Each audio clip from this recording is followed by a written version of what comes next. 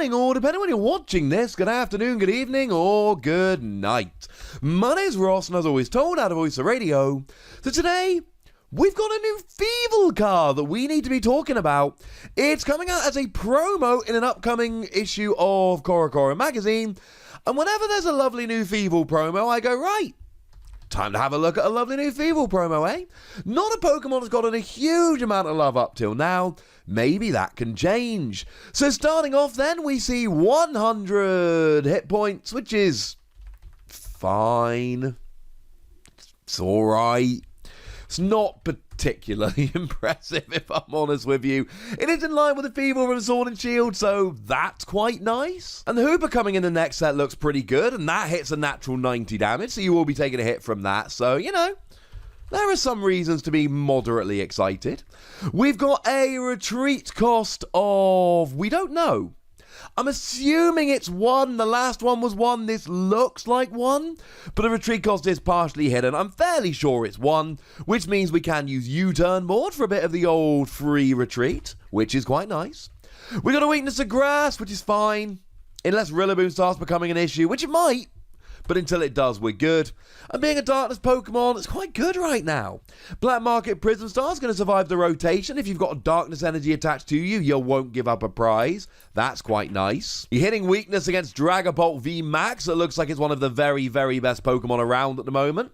So that's quite nice. All in all, ladies and gentlemen, reasons for optimism, shall we say. Plus, of course, Eternatus V Max needs a bunch of darkness Pokemon to play around with. This can be one of those darkness Pokemon. Yay! But what does it actually do? Well, our translation, stop me if you've heard this one before, comes from the lovely Antoine Boulet, one of our very, very favourites here. And the first attack has one of the best names for an attack we've seen in a long time. Call for Grunts. It's called Call for Grunts. Oh, so that is not particularly friendly to, well, to the grunts themselves. Search your deck for up to 3 basic Pokemon and put them onto your bench. Then shuffle your deck. Okay. It's not amazing, but I can see a point for this. I mean, really, I like this attack if I'm going first.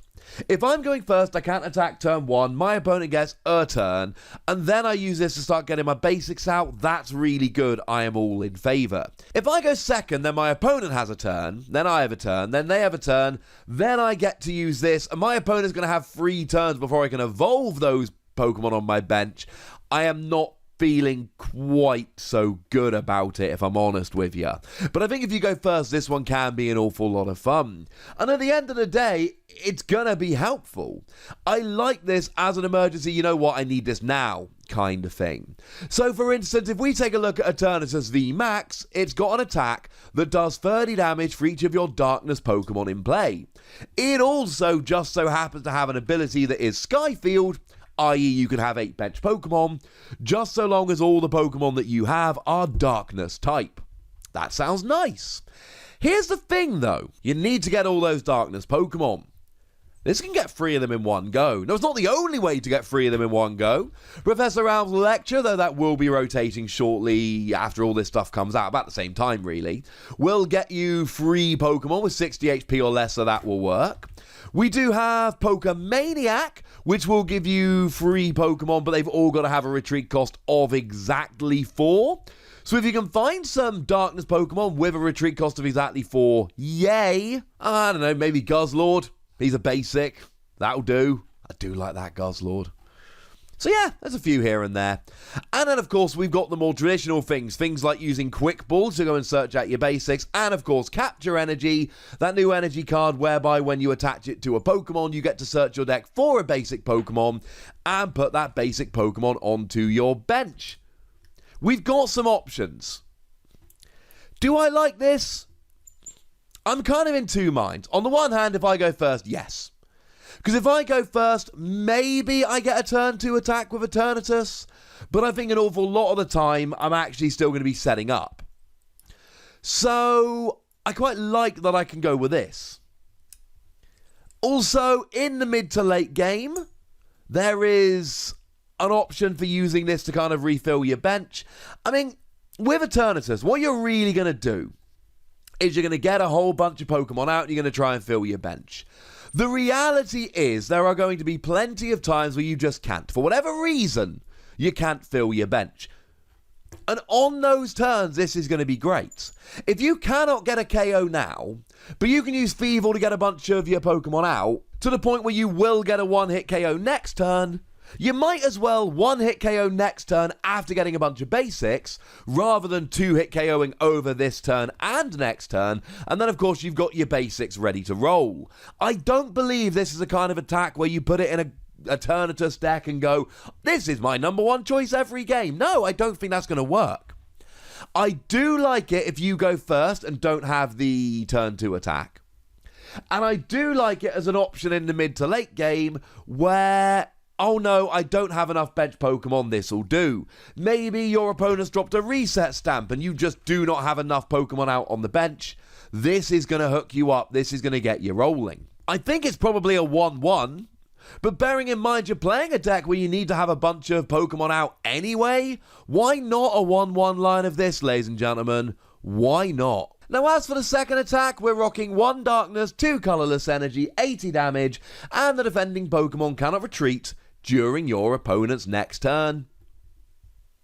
It's alright, but this one I'm much less of a fan of. You see, now we're talking free energy. And yes, we've got Twin Energy, and this can use Twin Energy. And yeah, Weavile is a thing nowadays. It lets you move your Darkness Energy around the field, so you can move the energy over to here. But I just don't want to put free energy on this. I don't think 80 damage is enough. You are way away from getting Dragapult V. I suppose with a Vitality Band you will get Indeedee if that sees a lot of play. But if you're playing a Darkness deck, you will have other options for KOing an Indeedee V. And you are stopping and retreating, and I like the stopping and retreating. The stopping and retreating is good. It's very helpful. It's very useful. If your opponent is out of switching options and you stop them retreating, that can literally win the game. They just deck out and you win the game. And I've told you stories before on this channel about when I've done this. I used to play Garchomp and use a Gabite, and I won more than one game, well, a few games, where I could not otherwise win the game, but I had a Gabite. So I would use Sand Tomb and just hit them for 20 and they couldn't retreat. Now, it was especially good against stuff like Hawlucha that couldn't attack me because they could only attack EXs, but had resistance, so I did 0 damage. This is doing 80 damage, so you're probably not going to stall them and win the game. But what you might be able to do is drag up a Pokemon with high retreat that cannot retreat and 2, 3, 4-hit KO them, because with VMAXs you are looking at 4-hit KOs. But if they can't switch out and you're stopping and retreating, maybe this is good enough. Maybe it is okay to just go, you know what? You can't retreat, ha ha ha, I'm going to 4-hit KO you, and that will work. This is very much an emergency attack, and I think an emergency attack more so than the other attack was an emergency attack. I do think it is going to be an occasional use at best, but it can win you the game. In the same way the first attack can get you set up in the mid-game when you've got nothing, this second attack can hook you up in, well, any point in the game, really. Either to just stall your opponent for a turn or two so they deck out, or to take a cheeky KO on something that isn't able to retreat, so you just 2-3-hit KO them and they lose.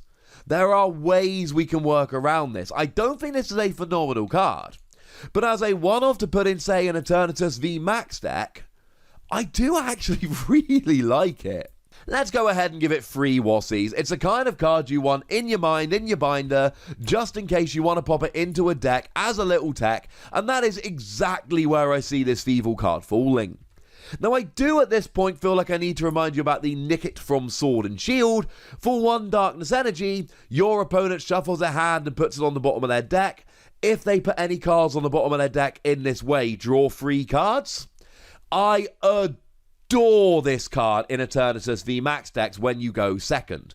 So I said that going first, I quite like Thievul. Going second, I adore this Nick It.